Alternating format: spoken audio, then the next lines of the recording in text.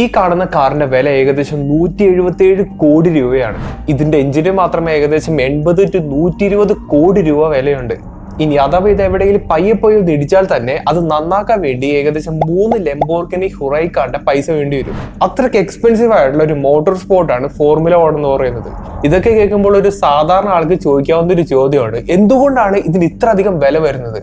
ഒരു കാറിന്റെ എഞ്ചിന് മാത്രം ഏകദേശം ഒരു 80-120 കോടി രൂപ എന്നൊക്കെ പറയുമ്പോൾ നമുക്ക് ചിന്തിക്കാൻ പോലും പറ്റില്ല. ഈ വണ്ടിയുടെ ഗിയർ ബോക്സിന് മാത്രം ഏകദേശം ഒരു 10 to 12 കോടി രൂപ വരെ വില വരുന്നുണ്ട്.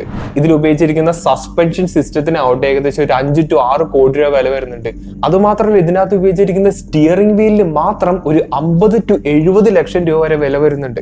ഞാനിപ്പോ ഇത്ര നേരം പറഞ്ഞത് ഈ കാറിന്റെ മാത്രം വിലയാണ്. ഇവിടെ അത് റിസർച്ച് ആൻഡ് ഡെവലപ്മെന്റ് പൈസ പറയുന്നില്ല, അവിടെ കൊടുക്കുന്ന ആൾക്കാരെ ശമ്പളം പറയുന്നില്ല, ഈ ഡ്രൈവറുടെ ശമ്പളം പറയുന്നില്ല. അതൊക്കെ കൂട്ടിക്കഴിഞ്ഞാൽ എന്തോരം പോകുന്നു നമുക്ക് പറയാൻ പോലും പറ്റില്ല. ഫോർമുല 1 എന്ന് പറയുന്നത് ഈ ലോകത്തിലെ ഏറ്റവും കൂടുതൽ അഗ്രസീവ് ആയിട്ടുള്ളതും ഏറ്റവും കൂടുതൽ ഇമ്പാക്റ്റ് ഉള്ള ഒരു മോട്ടോർ സ്പോർട്ട് തന്നെയാണ്. ഇത് ഒരു 1200cc ഇൻലൈൻ 3 എഞ്ചിനാണ്. ഏകദേശം ഒരു 68 to 70 bhp ഒരു 104 Nm ടോർക്കും ഇത് പ്രൊഡ്യൂസ് ചെയ്യുന്നുണ്ട്. ഈ എഞ്ചിനിനെ ട്യൂൺ ചെയ്തിരിക്കുന്നത് മാക്സിമം ഫ്യൂവൽ എക്കോണമി കിട്ടാൻ വേണ്ടി മാത്രമാണ്. എന്നാൽ ഈ എഞ്ചിനിൽ ഞാനൊരു ഫ്രീ ഫ്ലോയിങ് എക്സോസ്റ്റും ഒരു പ്രോപ്പർ ഇൻടേക്കും, അതായത് ഒരു കോൾഡ് എയർ ഇൻടേക്ക് പോലത്തെ ഒരു സെറ്റപ്പും അതോടൊപ്പം തന്നെ പ്രോപ്പർ ആയിട്ടുള്ള ഒരു ECU ട്യൂണിംഗ് കൂടി ചെയ്ത് കഴിഞ്ഞാൽ എനിക്ക് വേണമെങ്കിൽ ഒരു 120 bhp വരെ ഇതിന് എത്തിക്കാൻ പറ്റും. അതോടൊപ്പം തന്നെ വളരെ അഗ്രസീവ് ആയിട്ടുള്ള ഫ്യൂലിങ്ങും ഇതിന്റെ ഹെഡേഴ്സും കാര്യങ്ങളെല്ലാം മാറ്റുകയും ചെയ്തിട്ട് ഒരു ടർബോ കൂടി ഇതിനകത്ത് ഫിറ്റ് ചെയ്ത് കഴിഞ്ഞാൽ എനിക്ക് വേണമെങ്കിൽ ഒരു 160-170 bhp വരെ ഇതിനകത്ത് ഉണ്ടാക്കാൻ പറ്റും. ഇത് വെറും മനക്കാണിക്കാൻ പറയുന്നതല്ല, ഈ സീരീസിലുള്ള എഞ്ചിൻ പല ആൾക്കാരും പല രീതിയിലും മോഡിഫൈ ചെയ്തിട്ടുണ്ട്. അപ്പോൾ ആ ഡാറ്റയാണ് ഞാനിപ്പോൾ പറഞ്ഞത്. എന്നാൽ ഈ ഒരു വണ്ടിയുടെ വില ഏകദേശം ഒരു 6 ലക്ഷം രൂപയുടെ താഴെ മാത്രമേ വരുന്നുള്ളൂ. പക്ഷേ ഫോർമുല 1ന്റെ എഞ്ചിന് മാത്രം ഒരു 100 കോടി രൂപയുടെ അടുത്ത് വരുന്നുണ്ട്. അതിന്റെ പ്രധാന കാരണം എന്താ വെച്ചാൽ ഈ എഞ്ചിന് ഏകദേശം 900 to 1000 ഹോഴ്സ് പവർ ഉണ്ടാക്കുന്നുണ്ട്. അതോടൊപ്പം തന്നെ ഫോർമുല 1 എന്ന് പറയുമ്പോൾ ഒരുപാട് പെട്രോൾ കൺസ്യൂം ചെയ്യുന്നതും ഒട്ടും തന്നെ എഫിഷ്യന്റ് അല്ലാത്ത ഒരു എഞ്ചിനായിട്ടായിരിക്കും നമുക്ക് എല്ലാവർക്കും തോന്നുക. പക്ഷേ ഈ ലോകത്തിലെ ഏറ്റവും കൂടുതൽ എഫിഷ്യന്റ് ആയിട്ടുള്ള ഇന്റേണൽ കമ്പഷൻ എഞ്ചിൻ വരുന്നത് ഫോർമുല 1ന്റെ അത് മാത്രമാണ്. ഈ കാറിന്റെ എഞ്ചിൻ എഫിഷ്യൻസി എന്ന് പറയുന്നത് വെറും 25% മാത്രമാണ്. അതായത് 1 ലിറ്റർ പെട്രോൾ ഞാൻ ഉപയോഗിക്കുകയാണെങ്കിൽ അതിന്റെ അകത്തുള്ള 25% പെട്രോൾ മാത്രമാണ് ഈ വണ്ടി മൂവ് ചെയ്യാൻ വേണ്ടി ഉപയോഗിക്കുന്നുള്ളൂ. ബാക്കി 75% പെട്രോളും സൗണ്ടായിട്ടും ചൂടായിട്ടും ഇങ്ങനെ പോകും. പക്ഷെ ഫോർമുല 1ന്റെ എഞ്ചിൻ എഫിഷ്യൻസി, അതായത് ഇതിന്റെ തെർമൽ എഫിഷ്യൻസി എടുത്ത് നോക്കുകയാണെങ്കിൽ അത് 50%. അതായത് 1 ലിറ്റർ പെട്രോൾ അടിക്കുകയാണെങ്കിൽ അതിന്റെ അകത്ത് 1/2 ലിറ്റർ പെട്രോളും ഈ വണ്ടി മൂവ് ചെയ്യാൻ വേണ്ടി ഉപയോഗിക്കും. 50% തെർമൽ എഫിഷ്യൻസി എന്ന് കേൾക്കുമ്പോൾ നമുക്കത് വലിയ കാര്യം ഇടുന്നു തോന്നില്ല, അത് വളരെ കുറവല്ലേ എന്നുള്ള ഒരു തിങ്കിങ് ആയിരിക്കും നമുക്ക് ഉണ്ടാവുക. പക്ഷേ ഈ ഒരു പേഴ്സന്റ് കിട്ടാൻ വേണ്ടി വളരെയധികം ബുദ്ധിമുട്ടാണ്.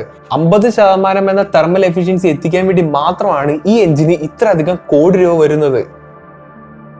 ഒരു എഞ്ചിനീയറിംഗ് പോയിന്റ് ഓഫ് വ്യൂ എന്ന് ആലോചിക്കുമ്പോൾ ഫോർമുല 1 എഞ്ചിൻ എന്ന് പറയുന്നത് ഒരു മാസ്റ്റർ പീസ് തന്നെയാണ്. ഇതൊക്കെ കേൾക്കുമ്പോൾ നമ്മുടെ എല്ലാവരും മനസ്സിലേക്ക് ഒരു ചിന്ത വരും, മിനിമം ഇതിന്റെ എഞ്ചിന് ഒരു 5000 അല്ലെങ്കിൽ ഒരു 6000 cc എങ്കിലും ഉണ്ടാവുന്നുള്ളത്. പക്ഷെ റിയാലിറ്റി എന്താ വെച്ചാൽ ഫോർമുല 1ന്റെ അകത്തുള്ള ആ ഒരു എഞ്ചിന് വെറും 1600 cc മാത്രമേ ഉള്ളൂ. ഒരു കമ്പാരിസൺ പറയുകയാണെങ്കിൽ ഫോക്സ് വാഗൺ പോളോയുടെ TDI വേർഷൻ, അതായത് ഡീസൽ വേർഷൻ ഏകദേശം 1500 cc ഉണ്ട്. റെനോൾട്ടിന്റെ ഡസ്റ്റർ എന്ന് പറയുന്ന മിഡ് സൈസ് SUV ഉപയോഗിച്ചിരിക്കുന്നത് 1500 cc എഞ്ചിനാണ്. ഇത് ഇൻലൈൻ 4 കോൺഫിഗറേഷനിലാണ് വരുന്നത്. ഈ 4 സിലിണ്ടർ എഞ്ചിൻ പ്രൊഡ്യൂസ് ചെയ്യുന്നത് കേവലം 85 ഹോഴ്സ് പവർ മാത്രമാണ്. പക്ഷേ ഈ 1600 cc വരുന്ന ഫോർമുല 1 എഞ്ചിനാവട്ടെ അത് മാത്രം ഏകദേശം 600 ഹോഴ്സ് പവർ ആണ് ഉണ്ടാക്കുന്നത്. അതായത് ഡസ്റ്ററിനെക്കാളും ഏകദേശം 7 ഇരട്ടി പവർ ആണ് ഇതേ സൈസിൽ തന്നെയുള്ള ഒരു എഞ്ചിൻ പ്രൊഡ്യൂസ് ചെയ്യുന്നത്. ഫോർമുല 1ൽ ഉപയോഗിച്ചിരിക്കുന്ന എഞ്ചിൻ കോൺഫിഗറേഷൻ എന്ന് പറയുന്നത് 90° V6 എഞ്ചിനാണ്. അതിന്റെ മീനിങ് എന്താ വെച്ചാൽ ഒരു സിലിണ്ടർ ഇങ്ങനെയാണ് ഇരിക്കുന്നതെങ്കിൽ മറ്റേ സിലിണ്ടർ നേരെ 90° ആംഗിളിലായിരിക്കും ഇരിക്കുന്നത്. ഈ ഒരു എഞ്ചിൻ കോൺഫിഗറേഷന്റെ സൈഡിൽ നിന്ന് നോക്കുമ്പോൾ അതിനെ ഒരു V പോലെ ഇരിക്കുന്നത് കൊണ്ടാണ് നമ്മൾ അതിനെ V6 എന്ന് വിളിക്കുന്നത്. ഇവിടെ 6 എന്ന് വിളിക്കാൻ കാരണം ഇതിന്റെ അകത്ത് 6 സിലിണ്ടേഴ്സ് ഉണ്ട്. സാധാരണ നമ്മളൊരു വണ്ടി വാങ്ങിക്കാൻ പോവുകയാണെങ്കിൽ അതിന്റെ സ്പെസിഫിക്കേഷൻ ലിസ്റ്റിന്റെ അകത്ത് അതിന്റെ എഞ്ചിൻ ഇത്ര bhp അറ്റ് ഇത്ര RPM എന്ന് പറഞ്ഞ് എഴുതി വെച്ചിട്ടുണ്ടാവും. ഒരു എക്സാമ്പിൾ പറയുകയാണെങ്കിൽ ഈ എഞ്ചിന് ഏകദേശം 68 bhp 5500 RPM കിട്ടുന്നത്. അതിന്റെ മീനിങ് എന്താ വെച്ചാൽ ഒരു മിനിറ്റില് ഈ എഞ്ചിന്റെ ക്രാങ്ക് ഏകദേശം 5500 പ്രാവശ്യം റൊട്ടേറ്റ് ചെയ്താൽ മാത്രമാണ് ഈ പറയുന്ന 68 bhp കിട്ടുള്ളൂ. ഞാനിപ്പോൾ ഈ പറഞ്ഞ അതേ കണ്ടീഷൻ തന്നെയാണ് എല്ലാ ഇന്റേണൽ കമ്പഷൻ എഞ്ചിനുള്ള, അതായത് പെട്രോളോ ഡീസലോ ഒഴിച്ചു കൊടുത്ത എല്ലാ വണ്ടികളുടെ ഒരു കണ്ടീഷനാണ്, ഒരു കോൺഫിഗറേഷനാണിത്. അതും ഈ പറയുന്ന കാറുകൾക്കെല്ലാം ഒരു RPM ലിമിറ്റ് ഉണ്ട്, ഒരു റെവ് ലിമിറ്റ് ഉണ്ട്. അതായത് ഒരു 5000 to 7000 RPM ഒക്കെ ആയിരിക്കും അതിന്റെ റെവ് ലിമിറ്റ് എന്ന് പറയുന്നത്. പക്ഷെ ഫോർമുല 1ന്റെ RPM എന്ന് പറയുന്നത് 13000 to 15000 ആണ് അതിന്റെ RPM എന്ന് പറയുന്നത്. നമുക്ക് എല്ലാവർക്കും അറിയാവുന്ന ഒരു കാര്യമാണ്, തീ കത്തണമെങ്കിൽ അവിടെ ഓക്സിജൻ വേണം. അപ്പോൾ എന്തോരം ഓക്സിജൻ ഉണ്ടോ അത്ര അധികം എഫിഷ്യന്റ് ആയിട്ട് അവിടെ തീ കത്തുന്ന ഒരു എഫക്റ്റ് അവിടെ വരുന്നുണ്ട്. അതുകൊണ്ട് തന്നെ എഞ്ചിന്റെ അകത്തേക്ക് എന്തോരം കൂടുതൽ ഓക്സിജൻ മോളിക്യൂൾസ് കയറുന്നോ അത്രയധികം പവർ ആ ഒരു എഞ്ചിൻ പ്രൊഡ്യൂസ് ചെയ്യും. ഈ ഒരു സിറ്റുവേഷൻ എത്തിക്കാൻ വേണ്ടി നമ്മൾ ഉപയോഗിക്കുന്ന ഒരു ടെക്നിക്കാണ് ടർബോ ചാർജർ എന്ന് പറയുന്നത്. ഇവിടെ ഈ ടർബോ ചാർജറിന്റെ പണി എന്താ വെച്ചാൽ അകത്തേക്ക് കയറുന്ന ഓക്സിജനെ കംപ്രസ് ചെയ്തിട്ട് അത് എഞ്ചിന്റെ അകത്തേക്ക് വിടാൻ നോക്കും. ഇവിടെ ഓക്സിജനെ കംപ്രസ് ചെയ്യുമ്പോൾ ഒരു ഗിവൺ എമൗണ്ട് ഓഫ് സ്പേസിന്റെ അകത്ത് മാക്സിമം ഓക്സിജൻ മോളിക്യൂൾസിനെ നമുക്ക് അക്കോമഡേറ്റ് ചെയ്യാൻ പറ്റും. ഇങ്ങനെ കംപ്രസ് ചെയ്ത് വെച്ചിരിക്കുന്ന എയർ എഞ്ചിന്റെ അകത്തേക്ക് പോകുന്നത് കൊണ്ട് അത് കൂടുതൽ പവർ പ്രൊഡ്യൂസ് ചെയ്യുന്നു. അതുകൊണ്ടാണ് ടർബോ എക്യുപ്പ് ചെയ്തിരിക്കുന്ന വണ്ടികളിൽ നമുക്ക് കൂടുതൽ പവർ കാണാൻ കഴിയുന്നത്. ഇപ്പൊ മാർക്കറ്റിൽ പുതിയതായിട്ട് ഇറങ്ങുന്ന പല വണ്ടികളുടെ കോൺഫിഗറേഷൻ നിങ്ങൾ എടുത്തു നോക്കാം. മാക്സിമം ഒരു 1000 cc 3 സിലിണ്ടർ ഒക്കെ കാണുള്ളൂ. പക്ഷെ അതിന്റെ അകത്ത് ഒരു ടർബോ വെച്ചിട്ടുണ്ടാവും. അപ്പോൾ ഇവിടെ ടർബോ വയ്ക്കാൻ കാരണം കൂടുതൽ പവർ ഉണ്ടാക്കാൻ വേണ്ടിയിട്ടാണ്. ഇവിടെ ഇത് 1000 cc ആയിട്ട് കുറയ്ക്കാൻ കാരണം എമിഷൻ സ്റ്റാൻഡേർഡ്സ് മീറ്റ് ചെയ്യാൻ വേണ്ടിയിട്ടാണ്. അപ്പോൾ ഫോർമുല 1ൽ ഉപയോഗിച്ചിരിക്കുന്ന 1600 cc V6 എഞ്ചിനിൽ നിന്ന് മാത്രം 600ഓളം BHP നമുക്ക് ഇവിടെ കിട്ടുന്നുണ്ട്. പക്ഷെ ഫോർമുല 1ന്റെ പവർ എടുത്ത് നോക്കുകയാണെങ്കിൽ അത് ഏകദേശം 1000ഓളം BHP പ്രൊഡ്യൂസ് ചെയ്യുന്നുണ്ട്. അപ്പോൾ ഈ 400 BHP എവിടെ പോയി എന്നുള്ളതിനുള്ള ഒരു ഉത്തരം ഞാൻ പറഞ്ഞുതരാം. അത് വളരെയധികം ഇൻട്രസ്റ്റിംഗ് ആയിട്ടുള്ള ഒരു കാര്യം തന്നെയാണ്. ഫോർമുല 1ന്റെ പവർ യൂണിറ്റ് 5 ആയിട്ടാണ് ഡിവൈഡ് ചെയ്തിരിക്കുന്നത്. അതിന്റെ ഒന്നാണ് ഈ ഞാൻ ഇത്ര നേരം പറഞ്ഞ ഒരു ഇന്റേണൽ കമ്പഷൻ എഞ്ചിൻ, അതായത് V6 എഞ്ചിൻ എന്ന് പറയുന്നത്. അതിന്റെ രണ്ടാമതാണ് അതിന്റെ ടർബോ ചാർജർ എന്ന് പറയുന്നത്. അപ്പോൾ ഇത് രണ്ടും കൂടി കമ്പൈൻ ചെയ്യുമ്പോഴാണ് ഒരു 600 BHP നമുക്കിവിടെ കിട്ടുന്നത്. ബാക്കി പവർ വരുന്നത് MGU-H പിന്നെ MGU-K എന്ന് പറയുന്ന ഒരു യൂണിറ്റിൽ നിന്നാണ്. അതോടൊപ്പം തന്നെ ഒരു ബാറ്ററിയും ഇതിനകത്ത് കൊടുത്തിട്ടുണ്ട്. ഫോർമുല 1 റേസ് കാണുകയാണെങ്കിൽ അതിന്റെ കമന്ററിയിൽ ബാറ്ററിനെ പറ്റി എപ്പോഴും സംസാരിക്കുന്നതൊക്കെ കേൾക്കാൻ പറ്റും. അതായത് ബാറ്ററി ഫുൾ എന്നൊക്കെ പറഞ്ഞ് കേൾക്കാൻ പറ്റും. അപ്പോൾ അതിന്റെ പ്രധാന കാരണം എന്താ വെച്ചാൽ ഫോർമുല 1ന്റെ അകത്ത് ഒരു ഇലക്ട്രിക് മോട്ടർ ഉണ്ട്. ഇതിൽ ഉപയോഗിച്ചിരിക്കുന്ന ഇലക്ട്രിക് മോട്ടർ മാത്രം ഏകദേശം ഒരു 160 BHP ഉണ്ടാക്കുന്നുണ്ട്. അതും ഈ ഇലക്ട്രിക് മോട്ടോർ വർക്ക് ചെയ്യണമെന്നുണ്ടെങ്കിൽ നമുക്ക് അവിടെ കറണ്ടിന്റെ ആവശ്യമുണ്ട്. അപ്പോൾ ആ ഇലക്ട്രിസിറ്റി സ്റ്റോർ ചെയ്യാൻ വേണ്ടിയിട്ടാണ് ഇവിടെ ഒരു ബാറ്ററിയുടെ ഉപയോഗം വരുന്നത്. പക്ഷേ ഈ ബാറ്ററി എങ്ങനെയാണ് ചാർജ് ആവുന്നത് അത് വളരെയധികം ഇൻട്രസ്റ്റിംഗ് ആയിട്ടുള്ള ഒരു കാര്യം തന്നെയാണ്. നമുക്ക് എല്ലാവർക്കും അറിയാവുന്ന ഒരു കാര്യം തന്നെയാണ്. സാധാരണ ഒരു EV, നമ്മുടെ ഇപ്പോൾ ഒരു ഓല സ്കൂട്ടർ ആയിക്കോട്ടെ, ഏതെങ്കിലും ഒരു EV എടുക്കുക, അതിൻ്റെ അകത്തെ ഏറ്റവും വലിയൊരു ഫീച്ചർ എന്ന് പറയുന്നത് റീജനറേറ്റീവ് ബ്രേക്കിംഗ് ആണ്. സാധാരണ ഒരു ഇലക്ട്രിക് വെഹിക്കിളിന്റെ എഞ്ചിൻ എന്ന് പറയുന്നത് അതിന്റെ ഇലക്ട്രിക് മോട്ടറാണ്. അപ്പോൾ ഈ മോട്ടർ നമുക്ക് ജനറേറ്റർ ആയിട്ട് ഉപയോഗിക്കാൻ പറ്റും. അതായത് മോട്ടറിലേക്ക് നമ്മൾ കറണ്ട് കൊടുക്കുകയാണെങ്കിൽ മോട്ടർ കറങ്ങുകയും ചെയ്യും. നേരെ മറിച്ച് മോട്ടർ കറങ്ങിയാണെങ്കിൽ ഈ മോട്ടർ ജനറേറ്റർ പോലെ കറണ്ട് പ്രൊഡ്യൂസ് ചെയ്യുകയും ചെയ്യും. ഒരു ഇലക്ട്രിക് കാറിൽ ആക്സിലേറ്റർ കൊടുക്കുമ്പോൾ അവിടെ ബാറ്ററിയിൽ നിന്ന് കറണ്ട് ഈ പറയുന്ന മോട്ടറിലേക്ക് പോകുന്നു. എന്നിട്ട് ആ മോട്ടർ കറങ്ങുമ്പോഴാണ് ഈ കാർ മുന്നോട്ടേക്ക് പോകുന്നത്. പക്ഷേ ഈ മുന്നോട്ടേക്ക് പോകുന്ന വണ്ടിയിൽ നിന്ന് നമ്മളിപ്പോൾ ആക്സിലേറ്റർ റിലീസ് ചെയ്തെന്ന് വിചാരിക്കാം. അപ്പോൾ ഈ മോട്ടർ വെറുതെ കറങ്ങിക്കൊണ്ടിരിക്കുകയാണ്. കാരണം എന്താണ്? കാർ മുന്നോട്ടേക്ക് പോകുന്നുണ്ട്. ആ ഒരു മൊമെന്റത്തിൽ ഈ പറയുന്ന മോട്ടർ ഇങ്ങനെ കറങ്ങിക്കൊണ്ടിരിക്കുന്നുണ്ട്. ഈ ഒരു സിറ്റുവേഷനിൽ ഈ കാറിന്റെ മോട്ടർ എന്ന് പറയുന്നത് ഒരു ജനറേറ്റർ ആയിട്ട് മാറും. അതായത് അത് ഇലക്ട്രിസിറ്റി പ്രൊഡ്യൂസ് ചെയ്യും. ഈ ഇലക്ട്രിസിറ്റി ആവട്ടെ നേരെ ഈ കാറിന്റെ അകത്തുള്ള ബാറ്ററിനെ റീചാർജ് ചെയ്യാൻ ഉപയോഗിക്കും. അപ്പോൾ ഈ ഒരു ടെക്നോളജീനെയാണ് നമ്മൾ റീജനറേറ്റീവ് ബ്രേക്കിംഗ് എന്ന് പറയുന്നത്, അതായത് റീജനറേറ്റീവ് സിസ്റ്റം എന്നൊക്കെ പറയുന്നത്. ഇവിടെ ബ്രേക്കിംഗ് എന്നുള്ള ഒരു വാക്ക് ഉപയോഗിക്കാൻ കാരണം മിക്കവാറും ഈ ഒരു കറണ്ട് പ്രൊഡ്യൂസ് ചെയ്യുന്ന, ജനറേറ്റ് ചെയ്യുന്ന ആ ഒരു സിസ്റ്റം ആക്റ്റീവ് ആവുന്നത് ബ്രേക്ക് പിടിക്കുന്ന സമയത്താണ്. അതോടൊപ്പം തന്നെ മോട്ടർ ഒരു ജനറേറ്റർ ആയിട്ട് വർക്ക് ചെയ്യുന്ന സിറ്റുവേഷൻ വരുമ്പോൾ മോട്ടറിലേക്കും ഒരു ലോഡ് വരാനുള്ള സാധ്യതയുണ്ട്. അപ്പോൾ ഇങ്ങനെ ഒരു സിറ്റുവേഷൻ സംഭവിക്കുമ്പോൾ നമ്മൾ ഒരു തരത്തിൽ ബ്രേക്ക് ചെയ്യുന്ന പോലെ, ഇപ്പോൾ ഒരു ഇന്റേണൽ കമ്പഷൻ എഞ്ചിന്റെ അകത്ത് എഞ്ചിൻ ബ്രേക്ക് ചെയ്യുന്ന അതേ സിറ്റുവേഷൻ തന്നെ നമുക്ക് ഈ ഒരു സംഭവത്തിന്റെ അകത്ത് കാണാൻ പറ്റും. ഇത് ഒരു ഇന്റേണൽ കമ്പഷൻ എഞ്ചിന്റെ എഞ്ചിൻ ബ്രേക്കിങ്ങിനോട് സിമിലർ ആയിട്ടുള്ള ഫീൽ ഉള്ളത് കൊണ്ടാണ് നമ്മൾ ഇതിനെ ബ്രേക്കിംഗ് എന്നുള്ളൊരു വാക്കും കൊടുക്കുന്നത്. അതോടൊപ്പം തന്നെ ഇത് കറണ്ട് ബാറ്ററിയിലേക്ക് ചാർജ് ആവുന്നത് കൊണ്ട് തന്നെ നമ്മളവിടെ റീജനറേറ്റീവ് എന്നുള്ളൊരു വാക്കും കൂടി ഉപയോഗിക്കും. അതുകൊണ്ടാണ് ഇതിനെ റീജനറേറ്റീവ് ബ്രേക്കിംഗ് എന്നുള്ളൊരു വാക്കിൽ നമുക്ക് വിളിക്കുന്നത്. എന്നാൽ ഈ ഒരു സിസ്റ്റം ഇതേപോലെ തന്നെ ഫോർമുല 1ൽ ഉപയോഗിക്കുന്നുണ്ട്. അതായത് വണ്ടി മുന്നോട്ട് പോവുകയാണെങ്കിൽ അത് പയ്യെ ബ്രേക്ക് പിടിക്കുന്ന ഒരു സമയത്തൊക്കെ ആയിക്കോട്ടെ, അത് സ്ലോ ഡൗൺ ചെയ്യുന്ന സമയത്തായിക്കോട്ടെ, ആ സമയത്ത് ഇതിൻ്റെ അകത്ത് എക്യുപ്പ് ചെയ്തിരിക്കുന്ന ഇലക്ട്രിക് മോട്ടോർ ഉപയോഗിച്ച് ഇതിൻ്റെ അകത്തിരിക്കുന്ന ആ ഒരു ചെറിയ ബാറ്ററിനെ ചാർജ് ചെയ്യാൻ ഉപയോഗിക്കും. ഇവിടെ ഈ ഒരു സിറ്റുവേഷനിൽ ഈ ബാറ്ററി ചാർജ് ആവാൻ കാരണം വണ്ടി മോഷനിലായതുകൊണ്ടാണ്, അതായത് വണ്ടി കൈനറ്റിക് ആയതുകൊണ്ടാണ്. അതുകൊണ്ടാണ് ഈ ഒരു സിസ്റ്റത്തിനെ MGU-K, അതായത് MGU കൈനറ്റിക് എന്ന് പറയുന്നത്. അതോടൊപ്പം തന്നെ MGU-H എന്ന് പറയുന്ന ഒരു സോഴ്സ് ഓഫ് പവറും കൂടി ഇതിനകത്തുണ്ട്. അത് അത്യാവശ്യം ഇൻട്രസ്റ്റിംഗ് ആയിട്ടുള്ള ഒരു കാര്യം തന്നെയാണ്. ഒരു എഞ്ചിനീയർ എന്ന നിലയിൽ അത് വളരെയധികം ഇൻട്രസ്റ്റിംഗ് ആയിട്ടുള്ള ഒരു എഞ്ചിനീയറിംഗ് ആസ്പെക്ട് തന്നെയാണ്. ഇപ്പോൾ സാധാരണ ഒരു വണ്ടി എന്ന് വിചാരിക്കാം, അവിടെ ഏറ്റവും കൂടുതൽ വേസ്റ്റ് ആയിട്ട് പോകുന്ന ഒരു സംഭവം എന്താണ്? പുറത്തേക്ക് പോകുന്ന എക്സോസ്റ്റ് ആണ്, പുകയാണ് ശരിക്കും വേസ്റ്റ് ആയിട്ട് പോകുന്നത് അല്ലെ. അപ്പോൾ ഇവരെന്താണ് ഉപയോഗിച്ചിരിക്കുന്നതെന്ന് വെച്ചാൽ, ഈ പുറത്തേക്ക് പോകുന്ന ആ ഒരു എക്സോസ്റ്റ്, ആ ഒരു പൈപ്പില്ലേ, അതിന്റെ അകത്ത് ഇവരൊരു ടർബൈൻ വെച്ചിട്ടുണ്ട്. അതായത് എയർക്രാഫ്റ്റിന്റെ അകത്ത് ഇരിക്കുന്ന ഒരു ടർബൈൻ, ജെറ്റ് ഇല്ലേ, അതേപോലത്തെ ഒരു ടർബൈൻ ഇതിന്റെ അകത്ത് ഇങ്ങനെ കുത്തിക്കയറ്റി വെച്ചിട്ടുണ്ട്. അപ്പോ എഞ്ചിൻ ഇങ്ങനെ റെവ് ചെയ്യുമ്പോൾ, ഈ വണ്ടി ഇങ്ങനെ മുന്നോട്ട് പോകുമ്പോൾ, ഈ എഞ്ചിനിൽ നിന്ന് പ്രൊഡ്യൂസ് ചെയ്യുന്ന എക്സോസ്റ്റ് മുഴുവനും ഉപയോഗിച്ച് ഈ ടർബൈൻ ഇങ്ങനെ കറക്കും. ഈ ടർബൈൻ ആയിക്കോട്ടെ, നേരത്തെ പറഞ്ഞ ആ ഒരു ടർബോ ചാർജർ ഇല്ലേ, നിങ്ങളിപ്പോ ഡയഗ്രാമിൽ കാണുന്ന പോലെ, ആ ടർബോ ചാർജറുമായിട്ട് നേരെ ഒരൊറ്റ ഷാഫ്റ്റിലാണ് കണക്ട് ചെയ്തിരിക്കുന്നത്. അതായത് ഇവിടെ എഞ്ചിൻ വർക്ക് ചെയ്യുമ്പോൾ ഈ എക്സോസ്റ്റ് ഗ്യാസ് പോകുന്ന ഒരു സ്പീഡ് കാരണം ആ ടർബൈൻ കറങ്ങുകയും ചെയ്യും. ആ കറക്കം കാരണം ഈ പറയുന്ന ടർബോ ചാർജറിന്റെ കംപ്രസറും കറങ്ങുകയും ചെയ്യും. അപ്പോൾ അവിടെ ഒറ്റയടിക്ക് ടർബോ ചാർജറും വർക്കാവും, ഈ പുറത്തേക്ക് പോകുന്ന ആ ഒരു ടർബൈനും വർക്കാവും. അപ്പോൾ ഈ നടുക്ക് കാണുന്ന ആ ഒരു ഷാഫ്റ്റ് ഇല്ലേ, ഇത് രണ്ടും തമ്മിലൊരു ഷാഫ്റ്റ് വെച്ചല്ലേ ഇങ്ങനെ കണക്ട് ചെയ്തിരിക്കുന്നത്. ഈ നടുക്ക് കാണുന്ന ഷാഫ്റ്റിനകത്ത് ഒരു ജനറേറ്റർ വെച്ചിട്ടുണ്ട്. ഇവിടെ ഈ ജനറേറ്റർ കറങ്ങുമ്പോൾ അത് ഒരുപാട് കറണ്ട് പ്രൊഡ്യൂസ് ചെയ്യും. അപ്പോൾ ഈ കറണ്ട് ഡയറക്ട്ലി ഈ പറയുന്ന ബാറ്ററി ചാർജ് ചെയ്യാൻ യൂസ് ചെയ്യും. പക്ഷെ മിക്ക സമയത്തും ഈ ജനറേറ്ററിൽ നിന്ന് ജനറേറ്റ് ചെയ്യുന്ന ഇലക്ട്രിസിറ്റി ഡയറക്റ്റ് ആയിട്ട് ഈ പറയുന്ന മോട്ടറിലേക്കാണ് കണക്ട് ചെയ്തിരിക്കുക. അതായത് വണ്ടി മുന്നോട്ട് ചലിപ്പിക്കും തോറും ഈ ജനറേറ്റർ കറണ്ട് പ്രൊഡ്യൂസ് ചെയ്യുകയും ചെയ്യും. ആ കറണ്ട് ഡയറക്ട്ലി ഈ പറയുന്ന മോട്ടറിലേക്ക് പോവുകയും ചെയ്യും. അതായത് പുറത്തേക്ക് പോകുന്ന ഒരു എക്സോസ്റ്റ് ഗ്യാസിൽ നിന്ന് പ്രൊഡ്യൂസ് ചെയ്യുന്ന ആ ഒരു ടർബൈൻ എനർജി അത് ഇലക്ട്രിസിറ്റി ആയിട്ട് കൺവേർട്ട് ചെയ്തിട്ട് അത് ഡയറക്റ്റ് ആയിട്ട് ഇതിന്റെ ഇലക്ട്രിക് പവർ സിസ്റ്റത്തിലേക്ക് പോവുകയാണ്. അപ്പൊ മൊത്തത്തിൽ ആലോചിക്കുകയാണെങ്കിൽ ഇത് മുഴുവൻ കംപ്ലീറ്റ്ലി എഫിഷ്യന്റ് ആണ്. ഇവിടെ പുറത്തേക്ക് പോകുന്ന ഗ്യാസ് ഉപയോഗിച്ചിട്ടാണ് ഈ പറഞ്ഞ മോട്ടറിനെ കറക്കാൻ ഉപയോഗിക്കുന്നത്.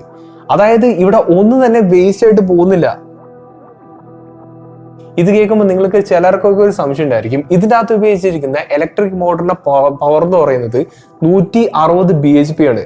അപ്പോൾ ഇത്രയും പവറുള്ള ഇലക്ട്രിക് മോട്ടറിനെ പവർ ചെയ്യണമെങ്കിൽ നിസ്സാരത്തിലുള്ള കറണ്ട് ഒന്നും പോരാ. അപ്പോൾ ഇതിന്റെ അകത്ത് ആ ഒരു ജനറേറ്ററിന്റെ അകത്ത്, ഇപ്പൊ ഈ കാണുന്ന ഒരു ജനറേറ്ററിന്റെ അകത്ത് നിന്ന് ഡയറക്ട്ലി ഈ പറഞ്ഞ മോട്ടറിലേക്ക് കൊടുക്കുകയാണെങ്കിൽ ഈ ജനറേറ്റർ അത്യാവശ്യം റെസിസ്റ്റൻസ്, ഓപ്പോസിറ്റ് ആയിട്ടുള്ള ഒരു റെസിസ്റ്റൻസ് കൊടുക്കില്ലേ. അപ്പോൾ ഈ റെസിസ്റ്റൻസ് കാരണം ഈ പറഞ്ഞ ടർബൈൻ നിന്ന് പോയില്ലേ എന്നുള്ളൊരു സംശയം എല്ലാവർക്കൊക്കെ ഉണ്ടായിരിക്കാം. ഇത് ബേസിക് ആയിട്ടുള്ള ഒരു ഫിസിക്കൽ ഫിനോമിനൻ തന്നെയാണ്. അതായത് കുറച്ചു മുമ്പേ റീജനറേറ്റീവ് ബ്രേക്കിങ്ങിനെ പറ്റി പറഞ്ഞായിരുന്നു. അപ്പോൾ ഇവിടെ ബ്രേക്കിംഗ് എഫക്റ്റ് വരാൻ കാരണം ഈ മോട്ടറിന് ലോഡ് വരുന്നത് കൊണ്ടാണ്. എന്തുകൊണ്ടാണ് ഇവിടെ ലോഡ് വരുന്നത്? കാരണം ഈ മോട്ടറിന്റെ അകത്ത് നിന്ന് പ്രൊഡ്യൂസ് ചെയ്യുന്ന ഇലക്ട്രിസിറ്റി ബാറ്ററിയിലേക്ക് ചാർജ് ചെയ്യാൻ ഉപയോഗിക്കുന്നത് കൊണ്ടാണ് ഈ മോട്ടർ പയ്യെ നിൽക്കുന്നത്, ലോഡ് വരുന്നത്. അപ്പോൾ അതേ സിറ്റുവേഷൻ തന്നെയല്ലേ ഇവിടെ വരുന്നത്. അതായത് ഫോർമുല 1ന്റെ അകത്ത് ഈ ജനറേറ്ററിന്റെ അകത്ത് ഇങ്ങനെ കറങ്ങുമ്പോൾ ഈ ജനറേറ്ററിൽ നിന്ന് പ്രൊഡ്യൂസ് ചെയ്യുന്ന ഇലക്ട്രിസിറ്റി ഡയറക്ട്ലി ഈ മോട്ടറിലേക്ക് പോകുന്നത് കൊണ്ട് തന്നെ അവിടെ ഈ ജനറേറ്ററിൽ ഒരു ലോഡ് വരില്ലേ. അതുകൊണ്ട് ഈ പറയുന്ന ആ ഒരു സംഭവം മുഴുവൻ സ്റ്റക്കായി പോയില്ലേ എന്നുള്ളൊരു സംശയം എല്ലാവർക്കൊക്കെ ഉണ്ടായിരിക്കാം. പക്ഷെ അതിനുള്ളൊരു ഉത്തരം വളരെയധികം ഫാസിനേറ്റിംഗ് ആണ്. ഞാൻ നേരത്തെ പറയുകയുണ്ടായി, ഈ സംഭവത്തിന്റെ RPM എന്ന് പറയുന്നത് നിസ്സാരമൊന്നല്ല. ഇതിന്റെ ഓപ്പറേറ്റിംഗ് RPM എന്ന് പറയുന്നത് 13,000 to 15,000 RPM ആണ്. കണ്ടിന്യൂസ്ലി ഇതൊരു 13,000 RPM ഇങ്ങനെ റവ് ചെയ്തുകൊണ്ടിരിക്കുന്നത്. അപ്പൊ ഇത്രയധികം RPM ഉള്ളത് കൊണ്ട് തന്നെ ഇതിന്റെ എക്സോസ്റ്റ് ഗ്യാസ് എന്ന് പറയുന്നത് വളരെയധികം പ്രഷറിലാണ് ഇങ്ങനെ പുറത്തേക്ക് പോയിക്കൊണ്ടിരിക്കുന്നത്. ഇങ്ങനെ ഒരു സിറ്റുവേഷൻ സംഭവിക്കുന്നത് കൊണ്ട് തന്നെ ഇതിൽ ഘടിപ്പിച്ചിരിക്കുന്ന ആ ഒരു ടർബൈൻ കറങ്ങുന്ന RPM എത്രയെന്നറിയോ?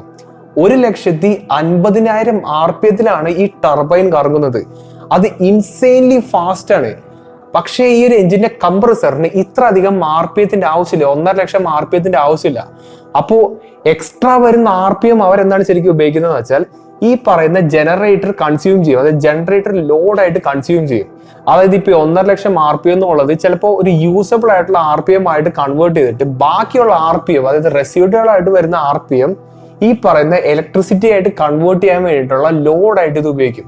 അതായത് ഒരു എക്സാമ്പിൾ പറയുകയാണെങ്കിൽ ഈ ഒരു എഞ്ചിൻ വർക്ക് ചെയ്യാൻ വേണ്ടി ഒരു 80,000 RPM ആവശ്യമേ ഉള്ളൂ എന്ന് നിങ്ങൾ വിചാരിക്കാം. അപ്പോൾ ബാലൻസ് ഒരു 70,000 RPM അവിടെ ഇങ്ങനെ വെറുതെ ഇങ്ങനെ കിടക്കുകയാണ്. അതായത് 1,50,000 RPM ഇങ്ങനെ വെറുതെ കറങ്ങിക്കൊണ്ടിരിക്കുകയാണ്. അപ്പൊ നേരത്തെ പറഞ്ഞ പോലെ തന്നെ ഈ ജനറേറ്ററിൽ നിന്ന് ഡയറക്ട്ലി ഇലക്ട്രിസിറ്റി മോട്ടറിലേക്ക് കൊടുക്കുകയാണെങ്കിൽ ഈ ജനറേറ്റർ ഒരു റെസിസ്റ്റൻസ് വരും. അതായത് ഒരു ബ്രേക്കിംഗ് പോലെ, റീജനറേറ്റീവ് ബ്രേക്കിംഗ് പോലെ ഇത് ആക്ട് ചെയ്യും.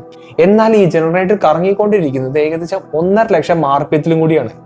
അപ്പോ ഇവിടെ ഈ ഒരു ജനറേറ്റർ ഡയറക്ട്ലി മോട്ടറിലേക്ക് പവർ കൊടുക്കുമ്പോൾ അവിടെ ലോഡും വരും, ഈ പറയുന്ന ഒരു 70,000 RPM അവിടെ കുറയുകയും ചെയ്യും.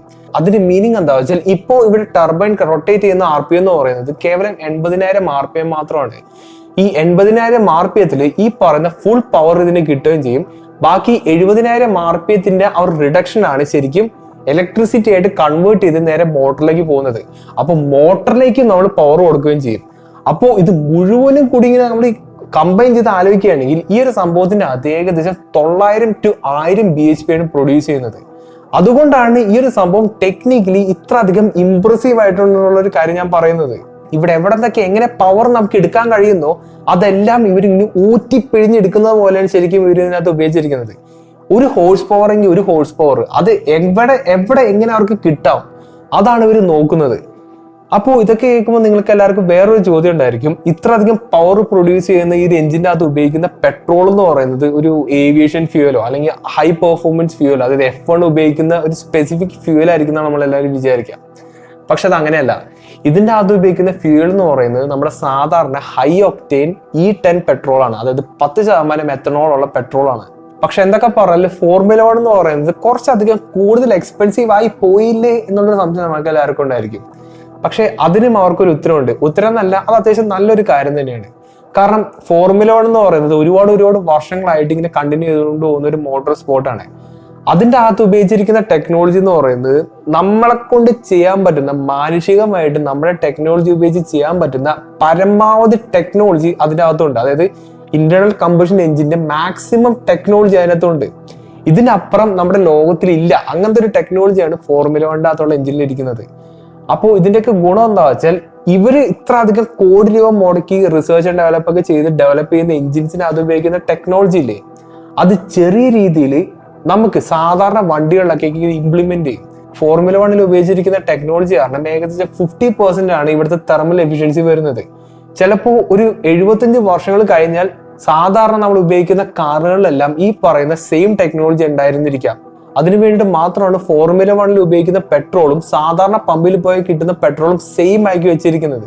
അതായത് സെയിം ടെക്നോളജി ഇതിലും സാധാരണ റോഡ് കാർസിലും ഇംപ്ലിമെന്റ് ചെയ്യാൻ പറ്റണം എന്നുള്ള ഒരു എയിമിന് വേണ്ടി മാത്രമാണ് അവരങ്ങനെ ചെയ്യുന്നത്. ബേസിക്കലി എനിക്ക് എഞ്ചിനീയറിംഗ് എന്ന് പറയുന്നത് വളരെയധികം ഇൻട്രസ്റ്റ് ഉള്ള ഒരു കാര്യം തന്നെയാണ്, വളരെയധികം ഇഷ്ടമുള്ള ഒരു കാര്യം തന്നെയാണ്. ഞാനെപ്പറ്റി ഏത് ലിമിറ്റ് വരെ പഠിക്കാൻ തയ്യാറായി നടക്കുന്ന ഒരാളും കൂടിയാണ്. അപ്പോൾ ഈ ഫോർമുല 1 എന്നൊക്കെ പറയുന്നത് ശരിക്കും മോട്ടോർ സ്പോർട്ടിന്റെ പിനക്കളാണെന്നുള്ള ഒരു കാര്യം നമുക്ക് എല്ലാവർക്കും അറിയാം. അപ്പോൾ അതിൻ്റെ അകത്ത് ഉപയോഗിച്ചിരിക്കുന്ന ടെക്നോളജിയാണ് ഞാനിപ്പോൾ ഈ വീഡിയോയിൽ പറഞ്ഞത്. ഞാനിപ്പോൾ എഞ്ചിൻ സൈഡ് മാത്രമേ പറയുന്നുള്ളൂ, അതിനകത്ത് പവർ യൂണിറ്റിനെ പറ്റി മാത്രമേ പറയുന്നുള്ളൂ. അതിനകത്തുള്ള സസ്പെൻഷൻ സെറ്റപ്പ് ആയിക്കോട്ടെ, അതിനകത്ത് എക്സോസ്റ്റിന്റെ പരിപാടി ആയിക്കോട്ടെ, എയർ ഇൻടേക്കിന്റെ പരിപാടി ആയിക്കോട്ടെ, അതെല്ലാം അതുപോട്ടെ എയറോഡൈനാമിക്സിന്റെ കാര്യങ്ങൾ ഞാൻ പറയുകയാണെങ്കിൽ അത് ഒരുപാട് പറയാനുണ്ട്. വേറൊരു കാര്യം എന്താ വെച്ചാൽ ഈ വണ്ടിക്ക് ഇത്ര അധികം ടോപ്പ് സ്പീഡ് അടിക്കാൻ കാരണം ഇവിടുത്തെ ഇതിന്റെ എയറോഡൈനാമിക്സും ഇതിന്റെ പവർ ടു വെയിറ്റ് റേഷ്യോ ആണ്. ഇത് എക്സ്ട്രീംലി ലൈറ്റ് വെയിറ്റ് ആയിട്ടുള്ള ഒരു കാർ തന്നെയാണ്. അപ്പോൾ അടുത്ത പ്രാവശ്യം ഫോർമുല 1 പറ്റി നിങ്ങൾ എന്തെങ്കിലും കാണുകയോ കേൾക്കുകയോ ചെയ്യുകയാണെങ്കിൽ ഈ ഒരു വീഡിയോ നിങ്ങളൊന്ന് ഓർക്കാം. ഇത്ര അധികം ഇൻട്രസ്റ്റിംഗ് ആയിട്ടുള്ള ടെക്നോളജിയാണ്, ഇത്ര അധികം സഫിസ്റ്റിക്കേറ്റഡ് ആയിട്ടുള്ള ടെക്നോളജിയാണ് ഇതിനകത്ത് ഉപയോഗിച്ചിരിക്കുന്നത്. പിന്നെ ഞാൻ പറയാത്തൊരു കാര്യമുണ്ട്, ഇതിൻ്റെ അകത്ത് എഞ്ചിന്റെ ടോളറൻസ് എന്ന് പറയുന്നത് മൈക്രോ മില്ലിമീറ്റേഴ്സ് ആണ്. ഇതിൻ്റെ അകത്തുള്ള എഞ്ചിന്റെ ക്ലിയറൻസ് എന്നൊക്കെ പറയുന്നത്, വാൽവും പിസ്റ്റനൊക്കെ പോകുന്ന ക്ലിയറൻസ് എന്നൊക്കെ പറഞ്ഞാൽ അത്രയ്ക്ക് ടൈറ്റ് ടോളറൻസിലാണ് ഇവിടെ പണിയുന്നത്. ഇത്ര അധികം ടോളറൻസ് ഉള്ളത് കൊണ്ട് കൂടിയാണ് ഈ സംഭവത്തിന് ഇത്ര അധികം എക്സ്പെൻസ് വരുന്നത്. അപ്പൊ അത്രയൊക്കെ തന്നെയുള്ളൂ. നിങ്ങൾക്ക് ഇതൊക്കെ കേട്ടതെന്ന് തോന്നുന്നത് അതൊന്ന് കമന്റ് ചെയ്ത് അറിയിക്കാൻ ശ്രമിക്കുക. ഫോർമുല 1 പറ്റിയിട്ട് അധികം മലയാളികൾ ഇങ്ങനെ പറയുന്നത് ഞാൻ കേട്ടിട്ടില്ല, പക്ഷെ എനിക്കിത് വളരെയധികം ഇൻട്രസ്റ്റിംഗ് ആയിട്ട് തോന്നി, അതുകൊണ്ട് ഷെയർ ചെയ്തിട്ടൊരു വീഡിയോ മാത്രമാണ്. നിങ്ങൾക്ക് എന്തെങ്കിലും ടോപ്പിക് സജഷൻസ് ഒക്കെ ഉണ്ടെങ്കിൽ മാക്സിമം ഒന്ന് കമന്റ് ചെയ്ത് അറിയിക്കാൻ ശ്രമിക്കുക. ഞാനൊരു കമന്റ് പിൻ ചെയ്തിട്ടുണ്ടാവും, അതിന്റെ താഴെ കമന്റ് ചെയ്യാൻ ശ്രമിക്കുക. അപ്പൊ നല്ലൊരു ടോപ്പിക്കായിട്ട് ഇനി അടുത്ത വീഡിയോ കാണാം.